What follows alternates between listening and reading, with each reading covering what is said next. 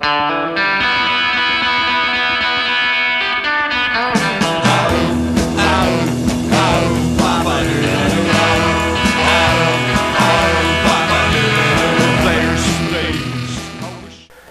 this is Carlsberg from Denmark, 5.0% ABV, a lager. Last time I had this was about a decade ago, and at that time I proclaimed this to be the worst beer I've ever tasted. So we're going to review it now and see if my opinion has changed any of it. One of three scenarios I can think of are going to go down. I'm going to find that A, must have had a bad batch or a different recipe back then that I tasted that was horrible. B, my palate wasn't developed enough back then to appreciate any sort of subtleties of flavor and character that the beer might have had. Or C, Carlsberg is really just shit. So we're going to review it now and see how it goes, and we'll get right to that. Alright, here we are, back with the beer. Already opened it. So you see I got my Alexander Keys Class. I keep knocking it, but I keep using it a lot lately, so maybe I've forgiven it, who knows. So as you can see, Carlsberg is in a green bottle. Nice looking bottle actually, pretty slim and sort of streamlined. Carlsberg, like Heineken, Beck's, Stella Artois, big macro lagers like that from Europe. They definitely get the marketing thing down quite well. Very attractive looking. Pour here.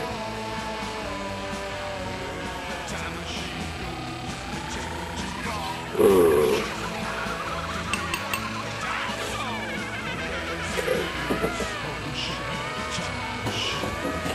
Nice sort of one finger hit. Foamy. Probably not going to last at all. Definitely a lager, golden straw color. Lots of carbonation going up. So we'll get right to the aroma now.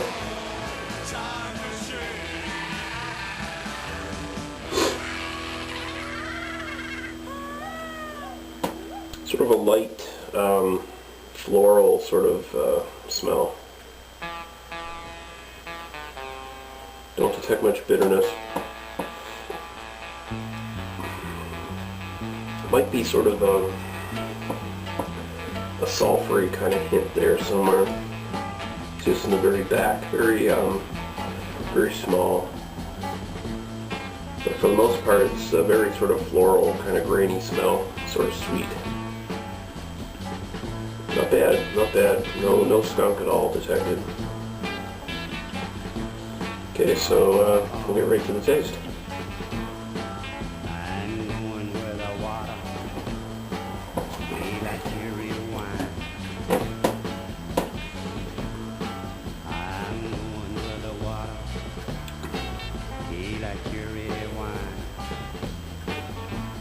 Very crisp, very crisp.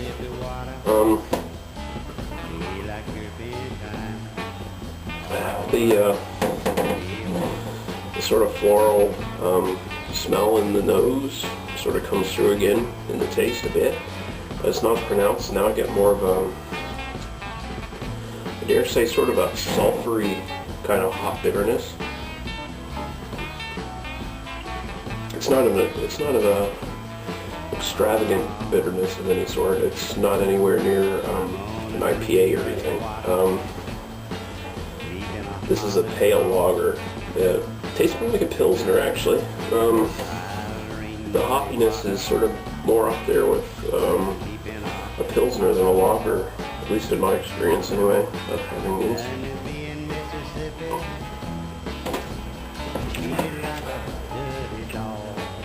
Yeah, sort of a spicy kind of sulfury sort of taste, but that might sound bad, but it's actually really good. It's the finish. It's sort of a sulfury kind of mild hop bitterness that it doesn't last long. It like just sort of stings you at the end. It's a nice sort of fresh kind of crisp finish. It's actually really nice.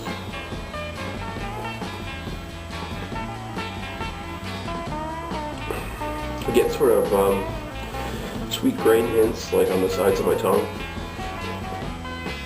but the finish is really nice. I'm pleasantly surprised, very pleasantly surprised. The thing, you know what the thing is that pisses me off about Carlsberg and Heineken, beers like that, all we ever get is their lagers. Their lagers and their pilsners, all we ever get. If anyone else has seen any other Carlsberg beers in their neck of the woods, please message me, let me know. Because I have a feeling they only keep the really good beers like in Europe or distributed somewhere else in the world other than North America. Because I noticed on Beer Advocate, Carlsberg has both a stout, an IPA, several other beers, and they look really good. They have ratings of like A's and B's overall, and I'm looking at them and I'm going, damn, I want those, I don't want this. But the way beer is marketed these days, sad fact is that lagers sell more than ales and pilsners, and or ales and porters and stouts and beers like that.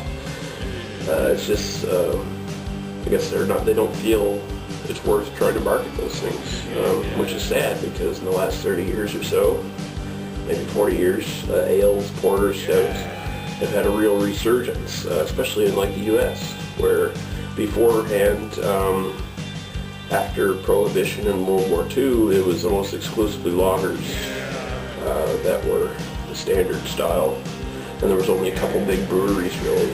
Out of the thousands of breweries that were open before Prohibition,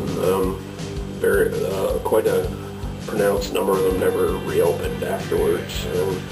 The big companies, they sort of bought a lot of them out and just made, really cheap, shitty fucking beer. And sadly, most of the 20th century was taken up by crappy beer influencing generations of people into thinking of what beer should taste like.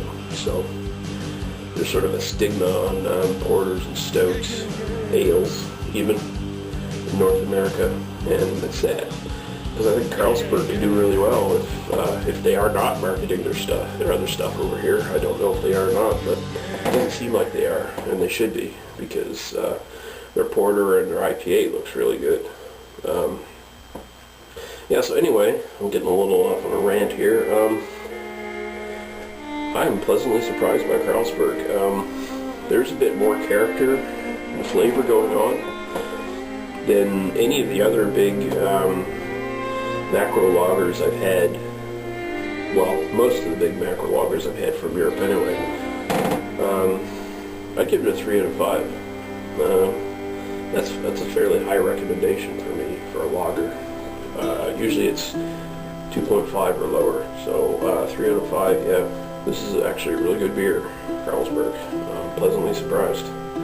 So yeah, Carlsberg Lager, 3 out of 5. Cheers, and we'll see you next time.